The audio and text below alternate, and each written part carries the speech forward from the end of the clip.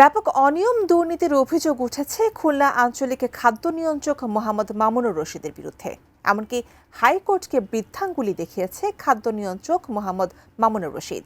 গত বছরের আগস্টে খুলনায় যোগদান করলেও এরই মধ্যে ব্যাপক ঘুষ, দুর্নীতি ও বদলি বাণিজ্য করে হাতিয়ে নিয়েছে কোটি কোটি টাকা। এমন অভিযোগ তারই অধীনস্থ খাদ্য পরিদর্শকের। এত কিছুর পরেও বিভিন্ন অজুহাতে রয়েছেন বহাল তবিয়তে, চালিয়ে যাচ্ছেন অপকর্ম। খুলনা বিভাগীয় প্রতিনিধি মোহাম্মদ অসীমের তথ্যচিত্রে বিস্তারিত ডেস্ক রিপোর্টে।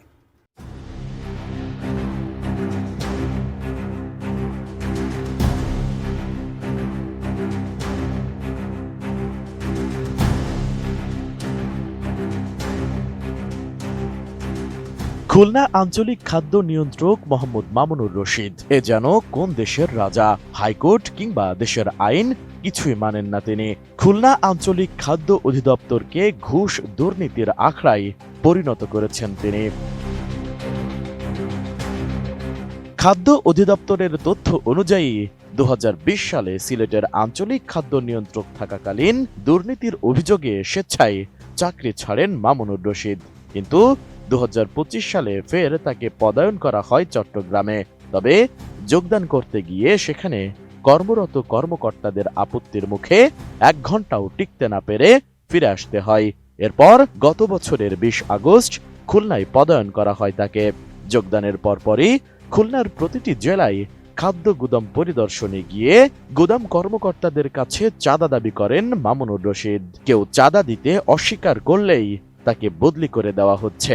মামুনুর রশিদের দাপটে অতিষ্ঠ কর্মকর্তা কর্মচারীগণ অনেকে চাকরি হারানোর ভয়ে মুখ খুলতেও সাহস পান না। আমাকে বদলি করে দিয়েছেন, যা আমার সঙ্গে মানে কি বলবো, যে আমার সঙ্গে সম্পূর্ণ মানে অবিচার করা হয়েছে, যা বদলি নীতিমালা পরিপন্থী। 32 ইঞ্চি জেভিকো টিভি এখন মাত্র 15,000 টাকায়, সাথে পাচ্ছেন 3 বছরের প্যানেল ওয়ারেন্টি। গুঞ্জন রয়েছে অঘোষিত খাদ্য অধিদপ্তর নিয়ন্ত্রণ করেন মামুনুর রশিদ। এমনকি হাইকোর্টের আদেশও মানেন না তিনি। খুলনা জজ কোর্টের সহকারী কৌঁসুলি অ্যাডভোকেট জাকির হোসেন জানান, ওএমএস ডিলার নিয়ে খালিদ হোসেন রিট করে। রিটে খালিদ হোসেনের পক্ষে আদেশ দেয় হাইকোর্ট। বিবাদী করা হয় মামুনুর রশিদকে।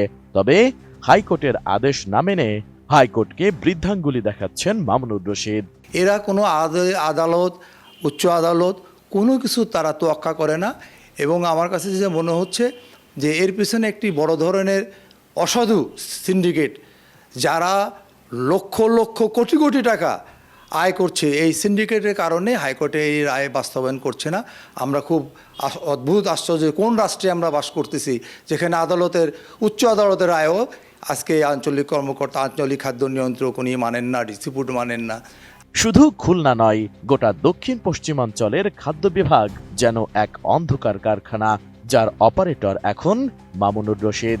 এদিকে গত সেপ্টেম্বর ও ডিসেম্বরে 2 দফা এটিএন নিউজের প্রতিনিধি তথ্য অধিকার আইনে ধান ও চাল সংগ্রহের তথ্য চাইলেও অনিয়ম দুর্নীতি ফাঁস হওয়ার ভয়ে তথ্য দেননি মামুনুর রশিদ।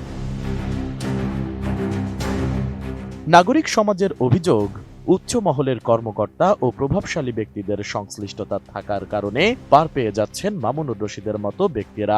দেখুন, আমরা জানি যে ফুড অফিসের যে ঘুষ লেনদেন হয় তার একটা বড় অংশ হচ্ছে টপ টু বটম ভাগাভাগি হয়, এবং সেইখানে যখন হিসাবে মেলে না তখন অনেক অভিযোগ করে বসেন।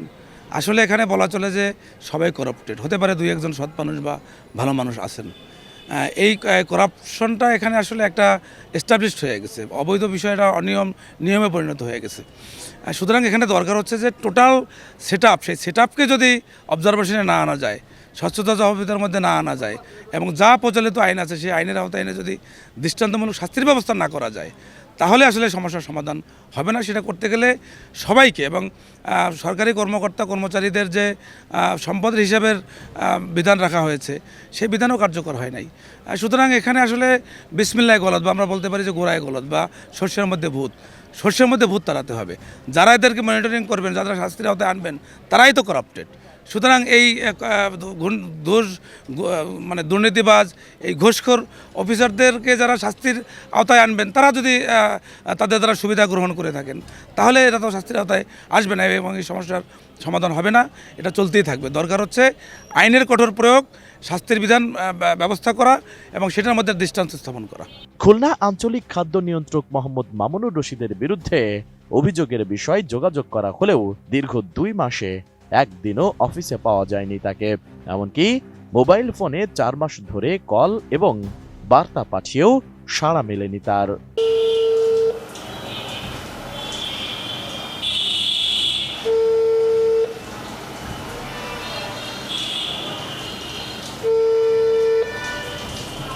তবে খাদ্য সচিব ফিরোজ সরকার এটিএন নিউজকে জানিয়েছেন তিনি নতুন যোগদান করায় অনেক কিছু অবগত নয়, তবে অভিযোগের সত্যতা পেলে ব্যবস্থা নেওয়ার কথা জানিয়েছেন তিনি। Desk report, ATN news.